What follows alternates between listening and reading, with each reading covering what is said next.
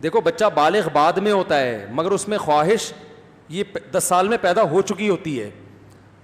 تبھی علماء نے کہا ہے کہ 10 سال میں لڑکوں کے بستر ایک دوسرے سے الگ کر دیں. حدیث میں آتا ہے نا کہ بچہ جب بڑا ہو جائے تو اس کے بستر کیا کریں, ایک بستر پہ بہن بھائیوں کو سونے کی اجازت 10 سال کے بچوں میں نہیں ہے.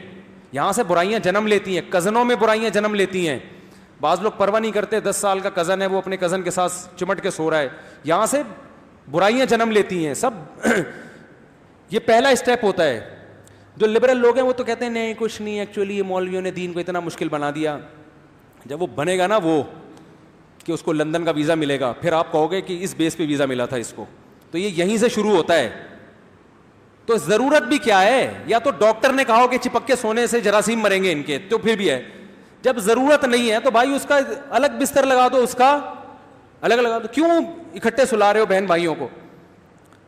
تو بستر الگ, بیٹا ماں کے ساتھ نہیں سوئے گا, 10 سال کا ہو گیا الگ. سمجھ رہے کہ نہیں سمجھ رہے؟ الگ الگ سوئیں گے جا کے. تو اسی طرح 10 سال کا لڑکا ہے تو لڑکی پر لازم ہے اس سے احتیاط کرے. اور 10 سال کے بچے میں شہوت بھرپور طریقے سے پیدا ہو چکی ہوتی ہے, بلوغت بعد میں آتی ہے, شہوت پہلے پیدا ہو جاتی ہے.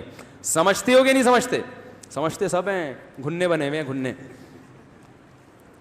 اپنا زمانہ یاد کیا کرو سوچ کے, جب آپ 10 سال میں تھے اور لڑکیوں کے ساتھ پڑھتے تھے تو اسکول میں اس طرح کی باتیں ہوتی تھی کہ نہیں ہوتی تھی؟ اپنا زمانہ ہمارے حضرت فرمایا کرتے تھے انسان بھول جاتا ہے.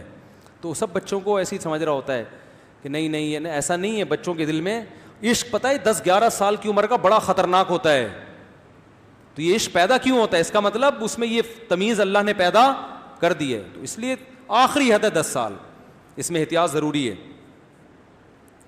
باقی یہ دنیا دار لوگ ہمارا مذاق اڑاتے ہیں ان باتوں پہ, کیا ہے مولویوں نے مشکل کر دی. اڑاتے رہو بھائی, آپ جس کلچر کو آپ فالو کر رہے ہو کرتے رہو.